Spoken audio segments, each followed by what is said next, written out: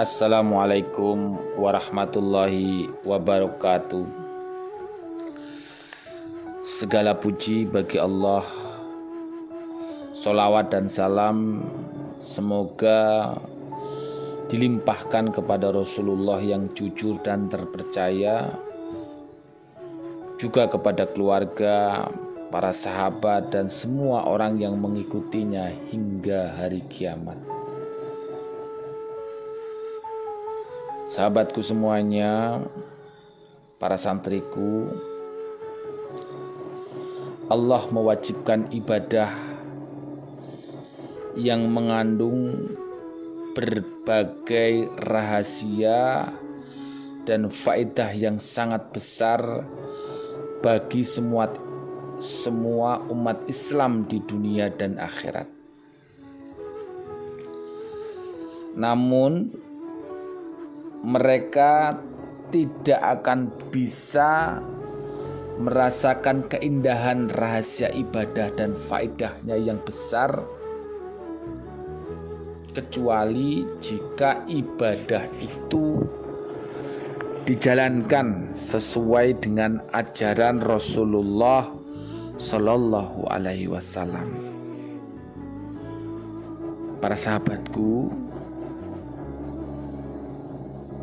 kenyataannya berbagai bentuk ibadah yang disyariatkan oleh Allah mengandung manfaat yang sangat besar bagi kesehatan jiwa dan raga manusia, juga manfaat sosial. Andai saja mereka mengetahui semua rahasia dan hikmah ibadah itu, niscaya mereka akan merasakan kehidupan yang bahagia, penuh berkah, mulia, dan sejahtera. Tujuan mulia itu tidak akan bisa dicapai kecuali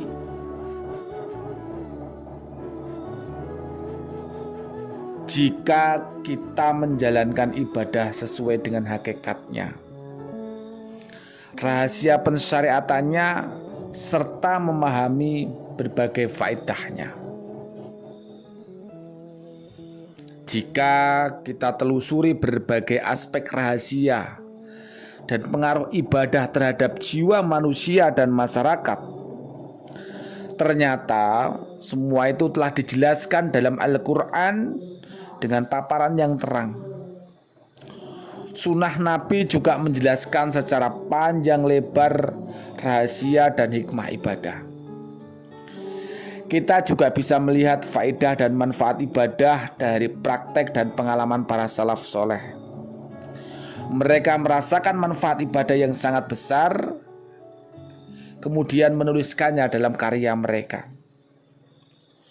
Jika kita telaah ayat-ayat Al-Quran, kita akan mendapati sejumlah ayat yang menuturkan dengan jelas manfaat dan hikmah sebagai ibadah yang disyariatkan Allah. Misal ibadah itu sholat. Allah berfirman, dan dirikanlah sholat. Sesungguhnya sholat mencegah kekejian dan kemungkaran. Itu surat Al-Ankabut ayat 45. Kekejian dan kemungkaran merupakan sebab terbesar kerusakan dan kehancuran masyarakat. Tatanan sosial dan moral masyarakat dihancurkan oleh perbuatan keji yang dilakukan sebagian orang.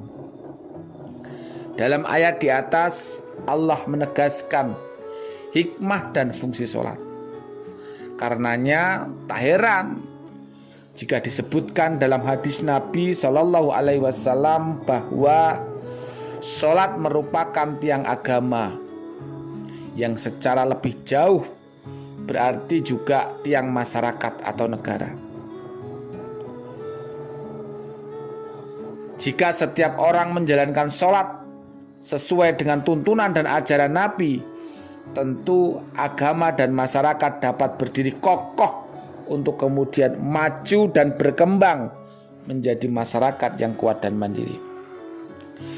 Para sahabatku dan santriku semuanya, kondisi masyarakat yang sehat dan maju semakin dikuatkan oleh kewajiban syariat lainnya seperti zakat. Allah berfirman tentang hikmah dan faedah zakat. Ambillah dari harta mereka bagian zakat untuk mensucikan mereka dan membersihkan mereka dengannya. Ini surat At-Taubah ayat 103. Jika sholat diyakini dapat mengokohkan dan melindungi masyarakat dari perbuatan keji dan mungkar, maka zakat secara khusus berfungsi untuk membersihkan jiwa manusia dari sifat-sifat sosial seperti sifat kikir dan tidak mempedulikan kesulitan orang lain. Zakat juga dapat mensucikan jiwa manusia dari sifat iri, dengki, dendam, dan benci yang biasanya mengoyak keutuhan masyarakat dan menghancurkan hubungan baik antar sesama. Kesadaran setiap muslim untuk membayar zakat akan meningkatkan kualitas hubungan antar sesama anggota masyarakat. Sebab setiap orang akan berlomba-lomba menolong orang lain yang membutuhkan bantuan. Lebih jauh, keadaan itu akan menghilangkan sifat iri, dengki, dan kebencian yang biasanya bercokol dalam jiwa manusia ketika melihat orang lain berlebih dari sisi materi tetapi tidak mempedulikan orang lain yang kekurangan. Para sahabatku dan para santriku semuanya, situasi masyarakat yang sehat berkat pelaksanaan sholat dan zakat semakin sehat lagi dengan adanya kewajiban berpuasa. Allah Subhanahu wa ta'ala berfirman, "Hai orang-orang yang beriman, telah diwajibkan atas kalian puasa sebagaimana telah diwajibkan atas umat sebelum kalian agar bertakwa." Surat Al-Baqarah ayat 183. Memang di sini Allah tidak menuturkan hikmah dan faidah puasa dengan bahasa yang terperinci. Di akhir ayat itu Allah menegaskan bahwa hikmah puasa adalah agar kaum beriman semakin bertakwa kepada Allah. Tentu saja makna takwa itu sangat luas, tetapi intinya melalui kewajiban puasa setiap orang diharapkan lebih takut kepada Allah. Jika mereka takut kepada Allah, niscaya mereka tidak akan mengabaikan hamba-hamba Allah yang papa dan kekurangan. Melalui kewajiban puasa, setiap mukmin dipaksa merasakan derita kelaparan yang seringkali dirasakan oleh kalangan papa dan tidak mampu. Ibadah puasa dapat mempengaruhi kualitas ketakwaan seseorang kepada Allah Subhanahu wa ta'ala. Jika segenap lapisan masyarakat, laki-laki dan perempuan, pemuda dan orang tua, para pegawai dan pelayan masyarakat, para petani dan pedagang, begitu pula penguasa dan tentaranya menjalankan puasa dengan baik, niscaya ketakwaan mereka akan meningkat dan secara otomatis masyarakat menjadi lebih kuat dan lebih maju. Kemudian Allah mewajibkan ibadah haji bagi orang yang mampu. Kemampuan yang dimaksud adalah kemampuan menempuh perjalanan menuju Masjidil Haram.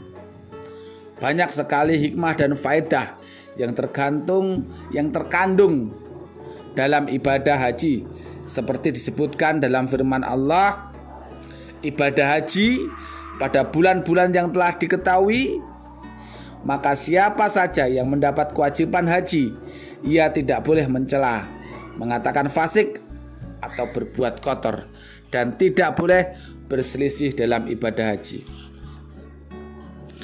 Ibadah haji dapat meningkatkan kualitas personal dan hubungan sosial antara sesama umat Islam.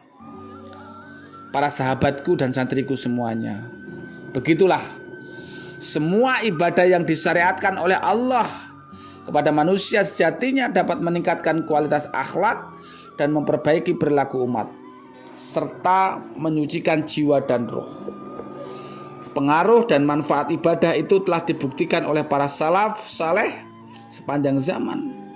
Meskipun ibadah memiliki berbagai faedah lahiriah, sebagai muslim tak semestinya kita dipalingkan dari tujuan utama ibadah, yaitu mendapatkan ridha Allah Subhanahu wa ta'ala.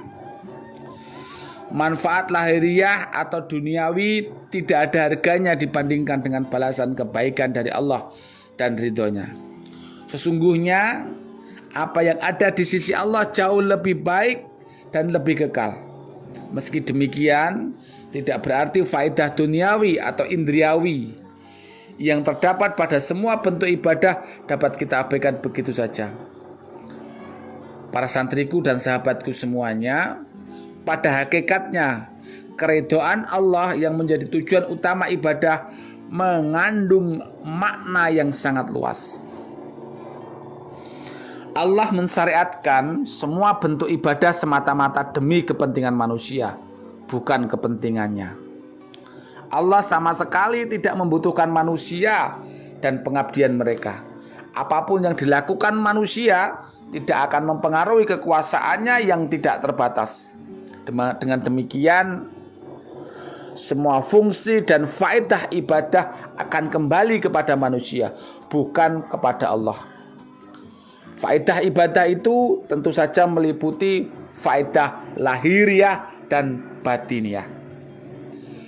Faedah batiniah mengacu kepada keridhaan Allah dan kebahagiaan manusia, baik di dunia maupun di akhirat. Sementara faedah lahiriah mengacu kepada kesehatan tubuh dan jiwa manusia. Mungkin pada masa-masa awal perkembangan Islam, kaum muslim sedikit atau tidak mengetahui faedah ibadah bagi kesehatan tubuh dan jiwa.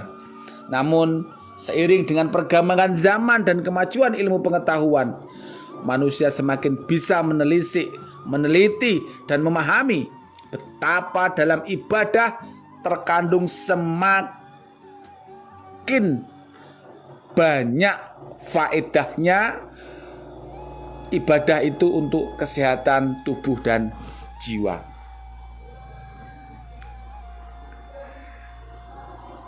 Namun semua tidak dapat menafikan kewajiban kita untuk terus mengikuti perintah Allah dan menaati segala aturan yang telah ditetapkan Allah Subhanahu wa ta'ala.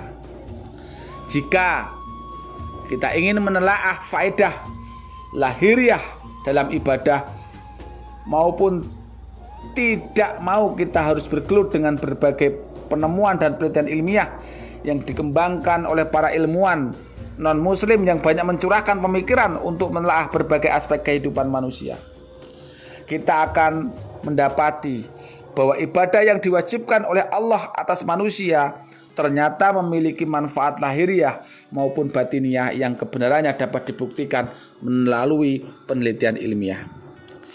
Berbagai penemuan itu selayaknya mempertebal dan meningkatkan keimanan serta ketakwaan kita kepada Allah Subhanahu wa ta'ala.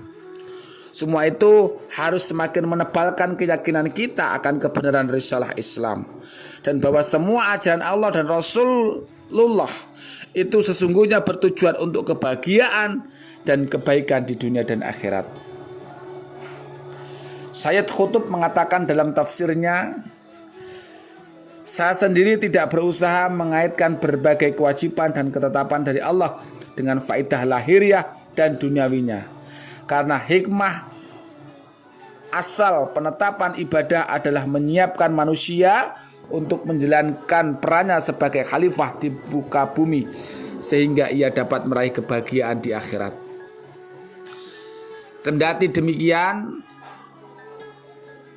kita tidak bisa menafikan berbagai penelitian dan eksperimen ilmiah yang menemukan faedah ibadah. Nah, para sahabatku, para santriku semuanya, insya Allah Abi Guru ingin ke depan memaparkan berbagai manfaat ibadah yang diwajibkan oleh Allah untuk hamba-hambanya. Faedah-faedah itu telah banyak dianalisis dan diteliti secara ilmiah oleh para ilmuwan. Jadi faedah-faedah ibadah atau manfaat ibadah ini sudah banyak dianalisis dan diteliti secara ilmiah oleh para ilmuwan. Kendati demikian, semua yang akan Abi paparkan dalam setiap kajian-kajian Abi Guru ya, insya Allah kajian-kajian Abi Guru ini Abi beri satu tema ya, sehat sembuh tanpa obat. Sehat sembuh tanpa obat. Ini mukjizat kesehatan jiwa dan kesehatan fisik dari ibadah. Jadi insya Allah jadi Abi Guru ingin menyampaikan materi-materi itu. Maka sering Abi sampaikan bahwa materi ini terkait dengan self spiritual ya, self spiritual. Jadi kecerdasan spiritual diri, self spiritual quotient ya, self spiritual quotient. Jadi kecerdasan spiritual diri. Jadi kalau orang sudah memiliki self spiritual quotient atau kecerdasan spiritual diri, insya Allah dia akan bisa merasakan manfaat dari setiap ibadah-ibadah yang dia lakukan. Mulai dari wudhu, sholat, dzikir, puasa, semuanya lah ya, semuanya. Ini manfaatnya ini nanti ada semua. Jadi baca Quran, semuanya pokoknya. Nanti dia akan bisa merasakan. Dan itu akan semakin menambah dia dalam beribadah. Semangat ibadahnya itu akan semakin begitu ya. Ini Abi mencoba untuk mengupas ya, mungkin jarang sekali mungkin orang yang mengupas ini. Assalamualaikum warahmatullahi wabarakatuh.